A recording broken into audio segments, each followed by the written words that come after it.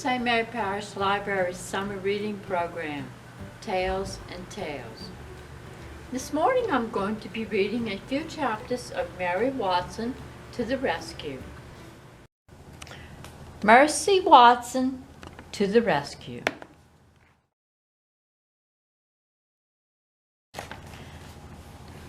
Mr. and Mrs. Watson have a pig named Mercy. Each night they sing Mercy to sleep. Bright, bright is the morning sun, sing Mr. and Mrs. Watson. But brighter still is our darling one. Dark, dark is the coming night, but oh, our mercy shines so bright. This song makes Mercy feel warm inside, as if she is just eating hot toast with a great deal of butter on it. Mercy likes hot toast with a great deal of butter on it. But when Mr. and Mrs. Watson kiss her goodnight and turn off the light, Mercy's room becomes dark, very dark. And Mercy does not feel warm and buttery toasty inside anymore. She feels afraid. One night, after Mr. and Mrs. Watson sang their song about the sun, kissed Mercy goodnight, and turned off the light, Mercy decided something. She decided that she would be much happier if she wasn't sleeping alone. So Mercy got out of her bed and went and got in bed with Mr. and Mrs. Watson. She snuggled up between them. Mercy felt warm inside, as if she had just eaten hot toast with a great deal of butter on it.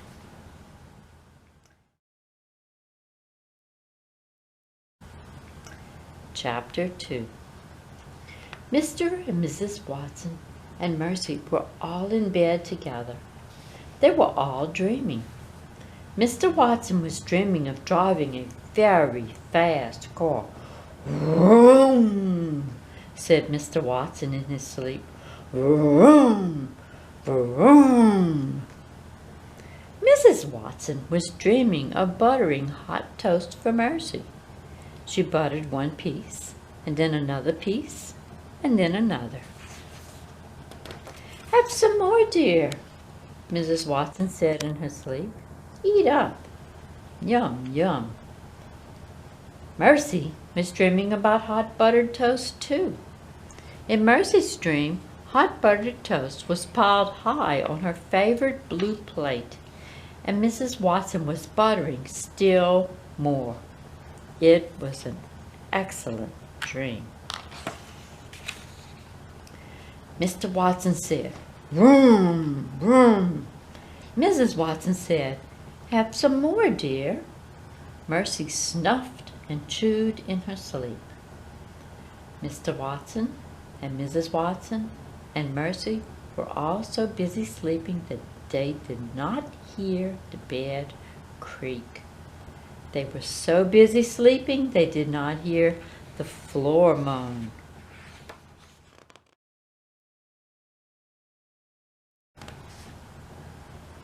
Chapter 3. Boom! A hole cracked under the Watsons' bed. Crack! The Watsons' bed fell into the hole. Mr. Watson woke up. Mrs. Watson woke up. Mercy woke up too. "What the?" said Mr. Watson. "Oink," said Mercy. "It's an earthquake," shouted Mrs. Watson. "It's the end of the world." "Nonsense," said Mr. Watson, but he did not sound very sure. He sounded frightened. Mercy, however, was not frightened. Mercy was hungry. "Oink," said Mercy again. She moved to the end of the bed. Boom! Crack! The bed fell a little further into the hole in the floor. "Don't move!" shouted Mr. Watson. "Whatever you do, don't move!" Mr. Watson and Mrs. Watson and Mercy held very still. Mrs. Watson started to cry. "I know exactly what we must do," said Mr. Watson. "We must call the fire department. They will rescue us." "But you said we should not move," said Mrs. Watson. "How can we call the fire department if we cannot move?" Mercy recalled her lovely toast-filled dream. She wondered if there was any toast in the kitchen. While Mr. Watson and Mrs. Watson were arguing, Mercy hopped off the bed. Boom! Crack! "Look!" said Mrs. Watson. "Mercy has escaped." "She is going to find help," said Mr. Watson. "She's going to alert the fire department." Mercy left the bedroom at a gallop. She was in a hurry. She was on her way to the kitchen. She was looking for some toast.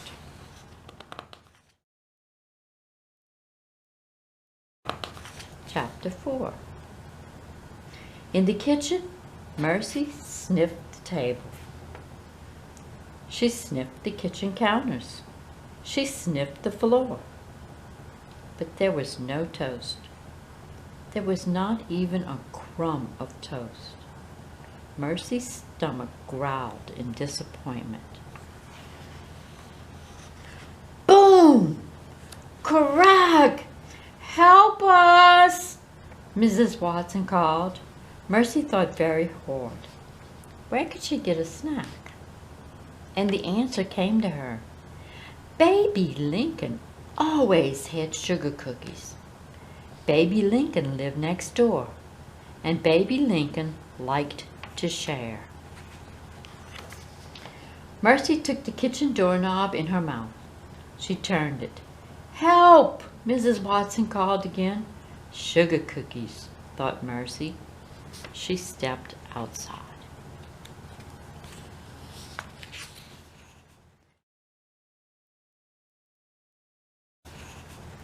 Chapter 5. The Lincoln sisters lived next door to the Watson.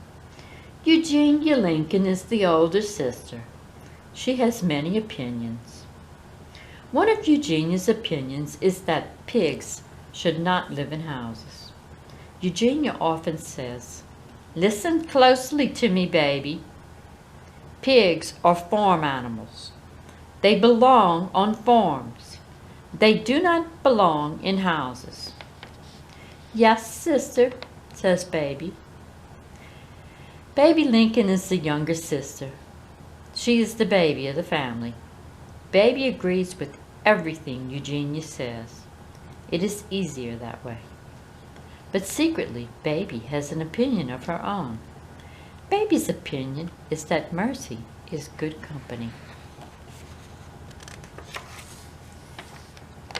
At the Lincoln sisters' house, Mercy looked into Baby's window.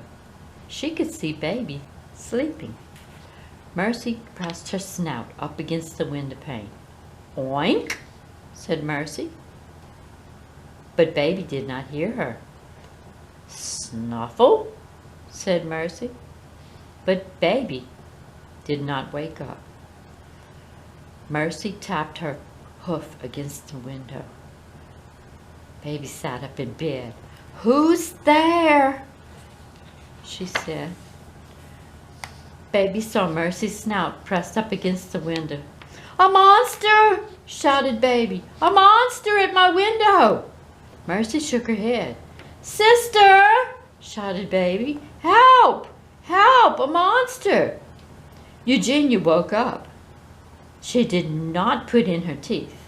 She did not put on her glasses. Eugenia went straight to the phone and she called the fire department.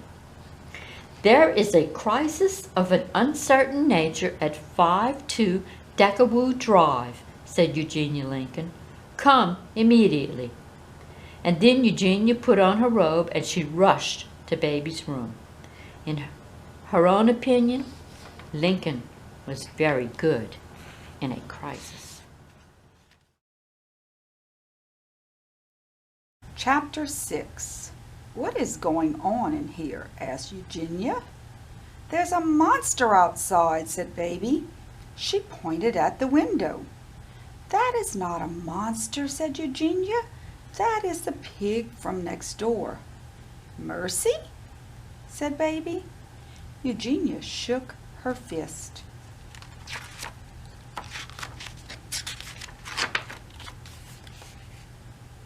"In my opinion," said Eugenia, "pigs belong on farms." "Yes, sister," said Baby. Eugenia tapped a knuckle against the window. "Get out of my yard," she shouted at Mercy. "Oh, sister," said Baby, "don't yell at her. You'll hurt her feelings." "She doesn't have feelings," shouted Eugenia. "She's a pig." "Oh," said Baby. "I'm sure you're wrong, dear." "I am not wrong," Eugenia shouted. "I'm never wrong. I know a pig when I see one." Eugenia scolded.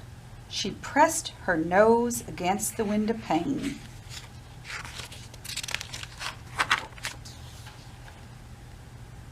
Mercy stared at Eugenia. Eugenia stared at Mercy. "Pig!" shouted Eugenia. She turned and ran out of Baby's room. "Oh dear," said Baby Lincoln. "Oh my!"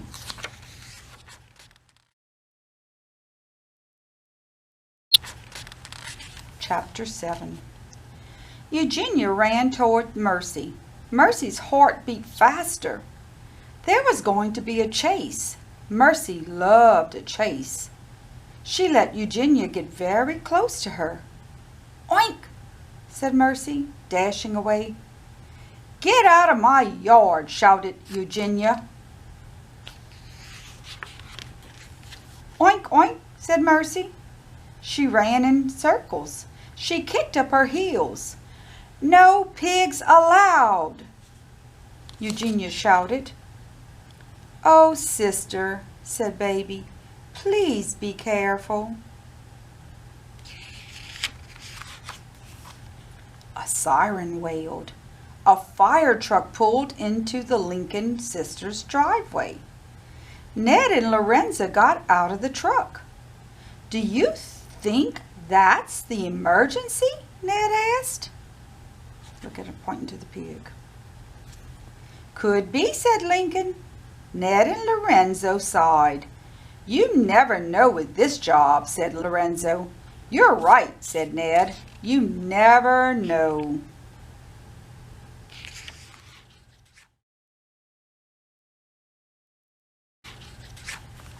Chapter 8. "Ma'am," said Lorenzo to Baby, "did you call the fire department?" "Oh dear," said Baby, "I did not. But Eugenia may have called." "Well, who is Eugenia?" asked Ned. "My sister," said Baby. "Is that her?" asked Lorenzo. "The one chasing the pig?" "Yes," said Baby. "That's her." Baby and Ned and Lorenzo watched Eugenia chasing Mercy through the yard. Lorenzo cleared his throat. "What was the emergency exactly?" asked Ned. "Well, I thought I saw a monster at my bedroom window," said Baby. "But it was not a monster. It was Mercy." "Mercy?" said Lorenzo. "The pig," said Baby. "The pig who lives next door."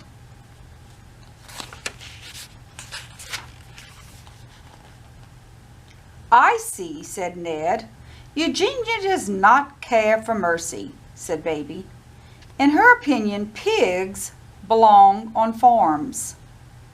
"There's something to be said for that opinion," said Lorenzo, and Ned nodded. "Help!" shouted a faraway voice. "Help! Help! Help us!" "Did you hear that?" asked Ned. "Somebody is in trouble," said Lorenzo. "Let's go." And look, they took off running.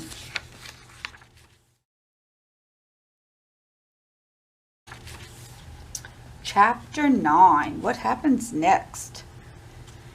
Ned and Lorenzo ran toward the call for help. They went into the Watsons' house. Help!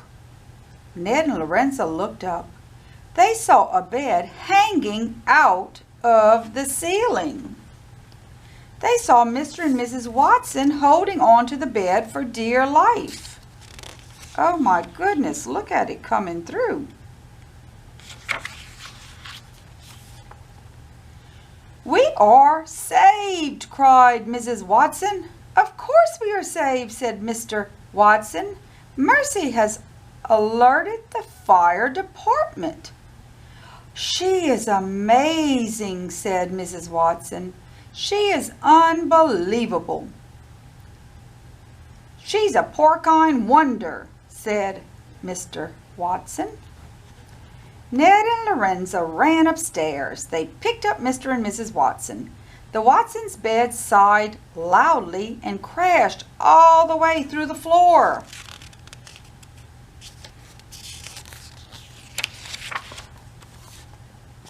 Boom! Mr. Watson looked at the hole where the bed used to be. I've always believed very firmly in the fire department, said Mr. Watson. As have I, said Mrs. Watson. As have I. From outside the Watson home came a squeal. Gotcha! Shouted Eugenia.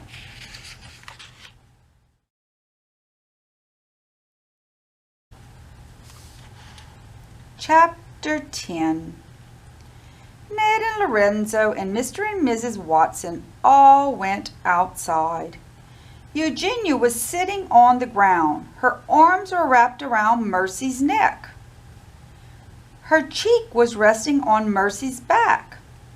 Eugenia was breathing very loudly.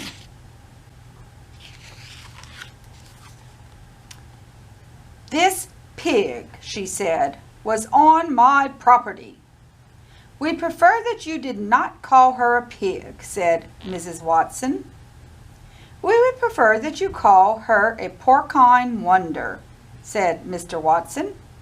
After all, she did save us. She's a hero. She's a pig, said Eugenia. She started to cry. There, sister, said Baby. She bent over and patted Eugenia on the back.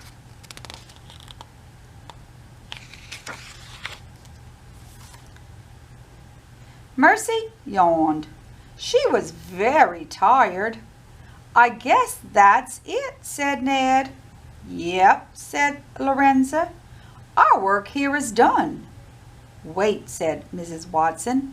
It's almost time for breakfast. Oink! Asked Mercy.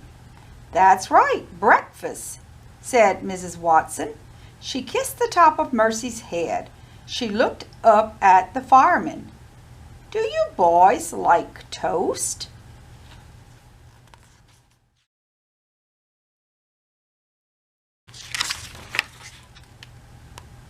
Chapter 11. In the Watsons' house, around the Watsons' kitchen table, sat Eugenia Lincoln and Baby Lincoln, and Mr. Watson and Mrs. Watson, and Ned and Lorenzo, and Mercy, of course. She was at the head of the table in the seat of honor. And in front of her, on her favorite blue plate, was a very tall stack of hot buttered toast. A toast to Mercy, said Mr. Watson, holding up his glass of orange juice. A toast to our darling, our dear, said Mrs. Watson. A toast to Mercy, said Baby.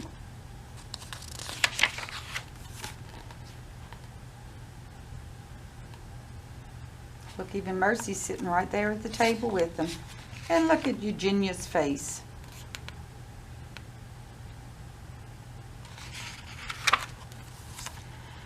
Well, in my opinion, said Eugenia, pigs should not be toasted.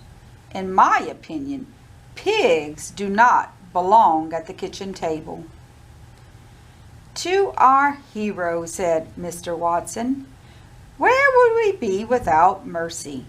"Yes," said Mrs. Watson. "Who would have saved us?" "I can't imagine," said Ned. "Me neither," said Lorenzo. They all clinked glasses. Mercy had another piece of toast.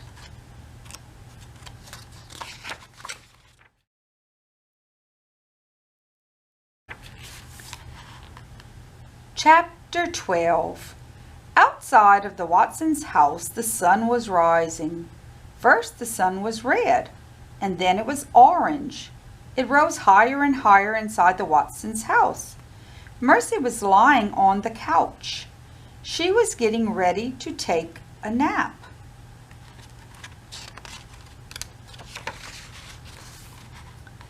"Bright, bright in the morning sun," sang Mr. and Mrs. Watson together. "But brighter still is our porcine wonder." Mercy smiled. She closed her eyes and she was asleep before Mr. and Mrs. Watson even finished the song. The end. I hope you enjoyed the story of Mercy Watson to the Rescue.